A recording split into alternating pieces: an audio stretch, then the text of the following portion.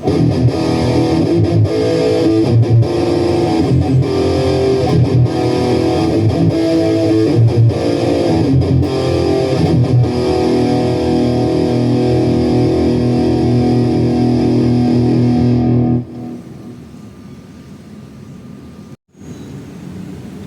Today papakita ko sa inyo kung paano ko ginawa ang patch ko pang metal core. Tara! Bali, ang unahin po natin ay ang preamp. Ang preamp na gamit ko ay Mesa Boogie Amp Rectifier Motor. Ang gain niya 76, level 40. Ang bass niya 62, mid 50, treble 61, presence 30. Ito po ang tunog niya.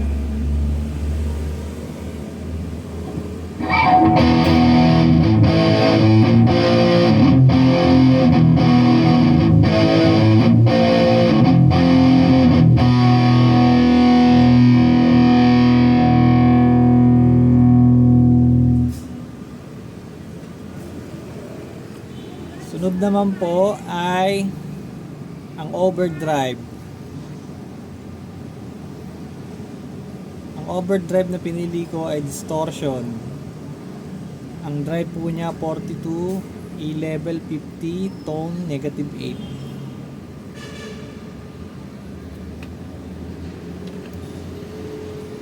Ito naman po ang tunog niya.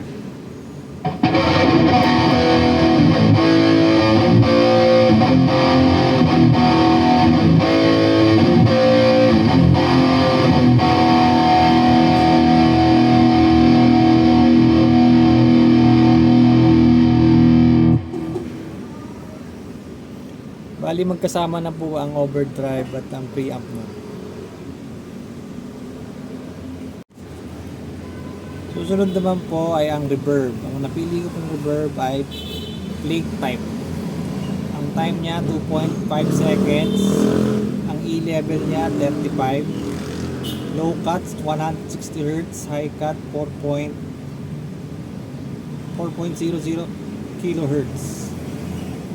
Ito naman po ang tunog niya.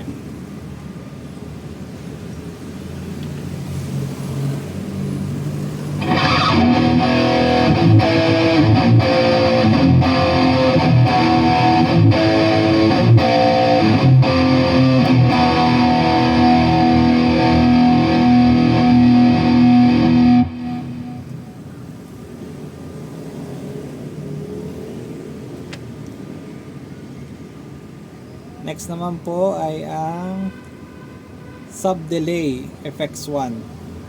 Ang time po niya 187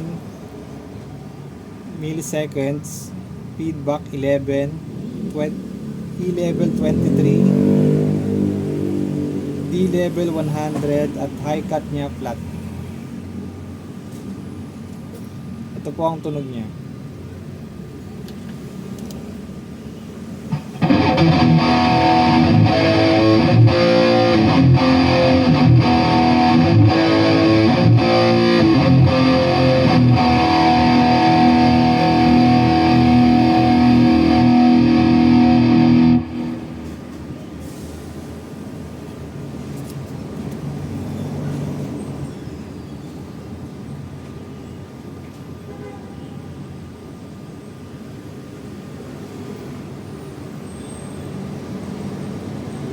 Bali, nilagyan ko din po ng isa pang delay para sa control pedal. Ang time niya 400 ms, feedback 20, E-level 80, high cut flat. Ito po ang tunog niya.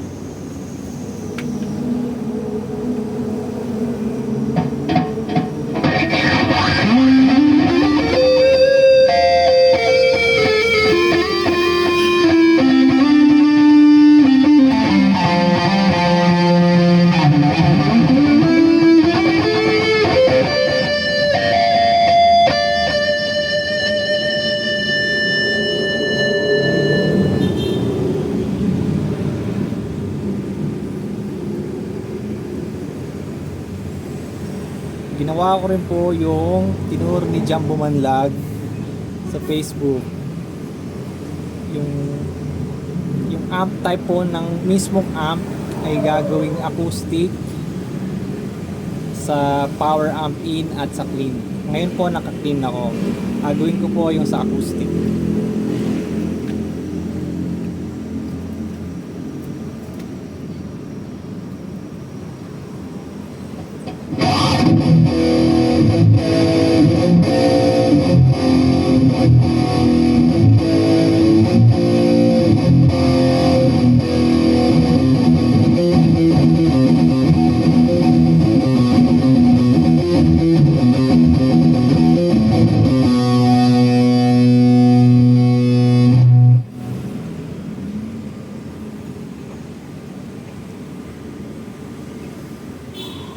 Ngayon naman po sa power amp in.